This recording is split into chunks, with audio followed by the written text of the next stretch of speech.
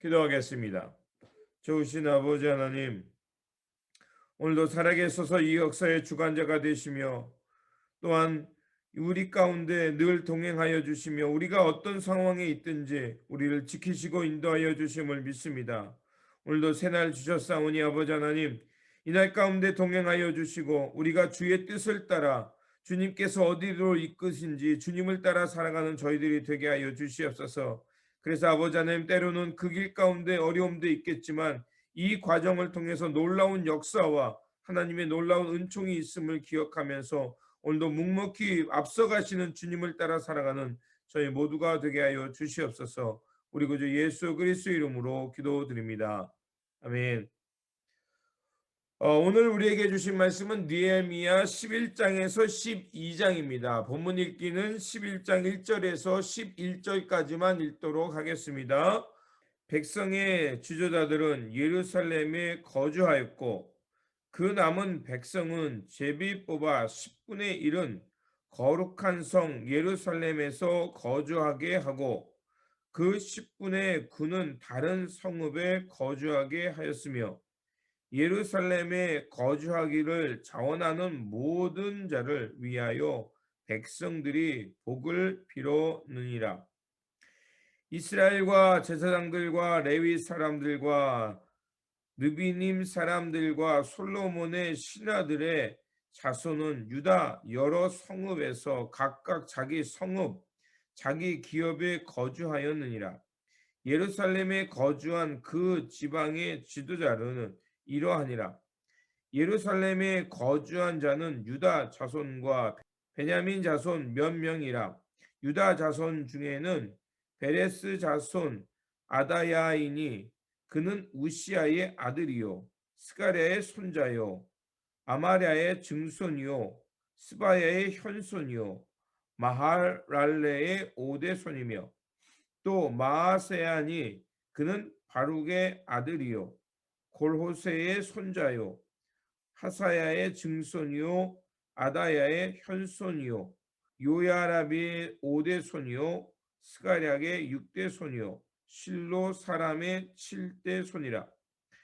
예루살렘에 거주한 베레스 자손은 모두 468명이니 다 용사였느니라.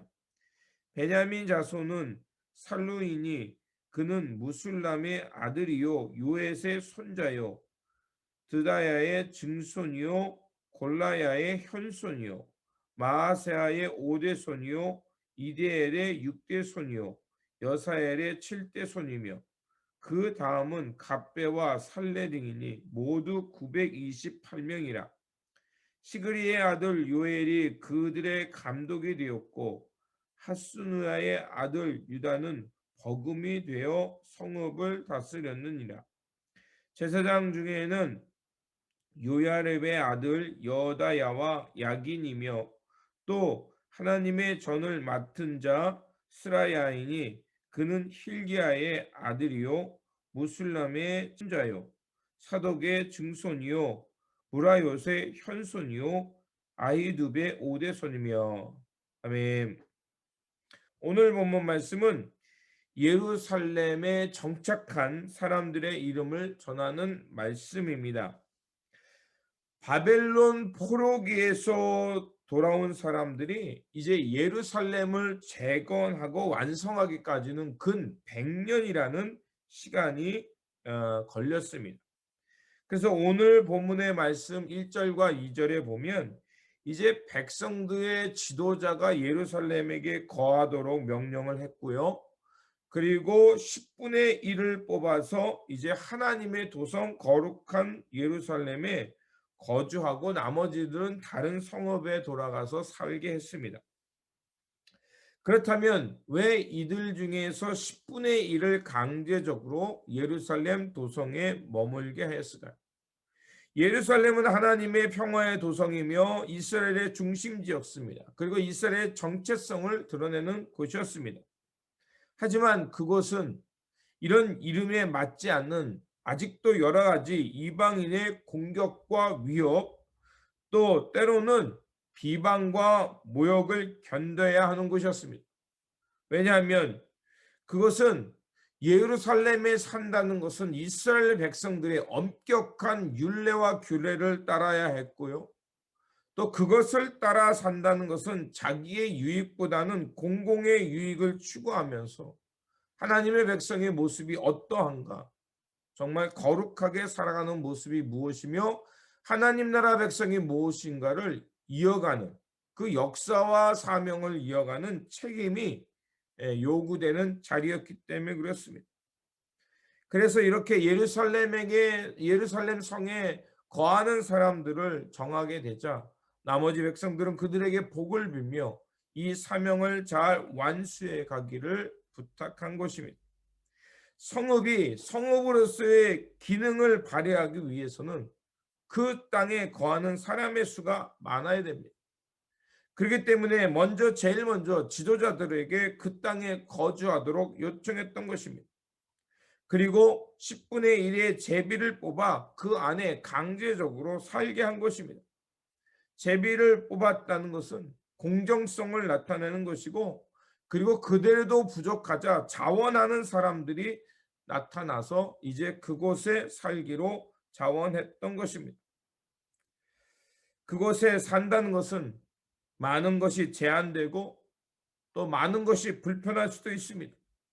또 사람들로부터 이렇게 많은 기대를 받는다는 것은 막중한 책임이 있고, 그 책임을 다하지 못했을 때는 비난과 또 때로는 그것에 대한 책임을 완수하지 못한 비판을 받을 수도 있는 것입니다. 하지만 그들이 그렇게 자원하고 또 하나님의 백성의 지도자로서 그들이 책임을 감당할 때 하나님의 역사는 회복되고 하나님의 도성은 든든하게 서가는 것을 볼 수가 있습니다. 그래서 11장의 내용들을 보면 이름들이 참 많이 나옵니다. 누구의 손자고 몇 대 손이고 이렇게 얘기들이 나오죠. 그런 사람들은 지도자의 이름이고 레위 자손의 이름이고 또 성문을 지켰던 사람들의 이름이며, 또 12장에서는 그 사람들의 이름을 쭉 나열한 후에 또 12장에 가서는 그 사람들이 그곳에서 하나님을 향해서 예배했던 모습들이 나옵니다. 이런 모습들이 나온다는 것은 결국 이스라엘의 예루살렘 도성 가운데 산다는 것은 하나님을 경외하는 책임이 있고, 또 그 일을 백성들 앞에 감당함을 통해서 우리가 이스라엘의 역사를 회복하고 있고, 역사와 자신의 민족의 정체성이 지금 끊어진 것이 아니라 지금 이어지고 있다는 것을 사람들에게 대표하며 보여주고자 했던 것이었던 것입니다. 그렇습니다. 그들이 성 안에 살든지 성 밖에 살든지 중요한 것은 그들이 하나님 나라 백성이 되는 것입니다.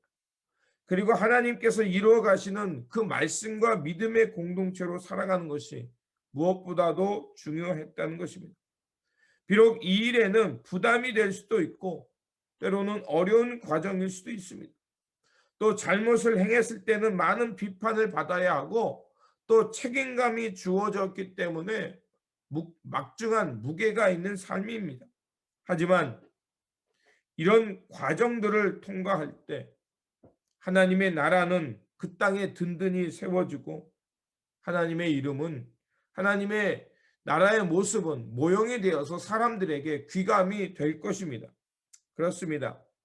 하나님의 나라가 확장되어져 간다는 것은 이렇게 하나님의 도성을 지켜내며 헌신하며 때로는 그 길이 고난과 역경이라도 그 사명의 자리를 알고 묵묵히 감당하는 사람들을 통해서 하나님의 나라는 이어져 가고 든든히 서가며 하나님 나라의 무엇인지 그 복음이 그 도성 밖의 사람들에게 전해지는 것입니다. 그것을 느헤미야는 계속해서 이 11장과 12장에 말하고 있는 것입니다. 그리고 그들의 모습, 그런 도성에 살면서 하나님의 백성으로서 하나님께 예배하는 그 모습을 드러내는 것이야말로 역사의 회복이고 하나님 나라의 회복이고 하나님께서 이루고자 하시는 이 땅의 모습이 무엇인지를 드러내는 모습입니다. 그래서 예수님의 사역이 그랬고 예수님을 따랐던 제자들의 모습이 그랬고 또 제자들의 가르침을 받았던 교회의 모습이 그러했던 것입니다. 이렇게 하나님의 나라의 뜻, 하나님의 나라와 하나님의 역사를 회복하기 위해 자발적으로 충성했던 사람들, 그리고 그 길이 때로는 좁은 문이고 어렵다 할지라도 그 길을 충성을 다하며 사명을 감당했던 사람들을 통해 수천 년이 지나 오늘까지 이곳에 지어졌고 또 이 땅 가운데 그리스도의 공동체가 세워지고 있는 것입니다.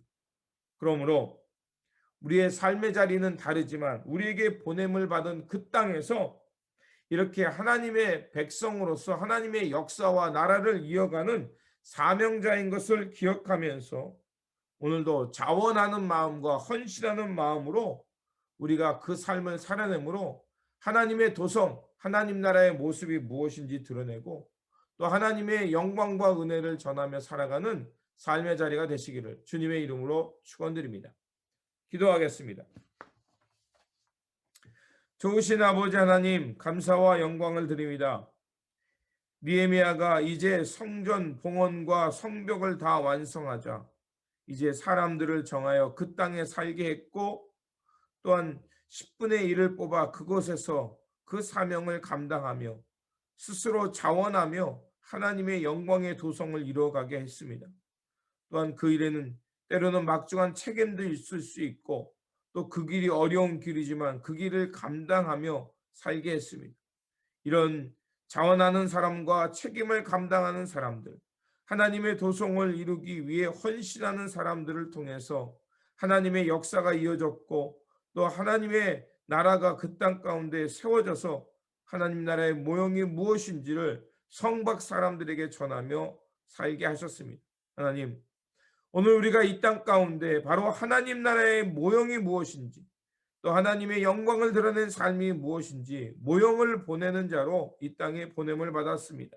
주님, 이 사명을 잘 감당하면서 하나님의 영광을 드러내게 하시고 비록 이 길이 좁은 문 같고 어려운 사명의 자리지만 우리가 이 사명을 잘 감당함으로 하나님의 역사에 주역되어 살게 하시고 하나님의 도성을 세워가는 놀라운 사역자들이 되어서 하나님의 기쁨 될 뿐만 아니라 모범이 되고 하나님의 이름을 드러내며 영광을 드러내는 삶의 자리가 될 수 있도록 오늘도 우리의 삶의 자리를 지켜주시옵소서. 그래서 아버지 하나님, 믿음으로 나아갈 때 주님께서 이루어 가시는 그 역사에 일꾼 되어 우리에게는 보람이 되게 하시고 하나님께는 영광이 되는 삶의 자리가 되게 하여 주시옵소서. 우리 구주 예수 그리스도 이름으로 기도드립니다.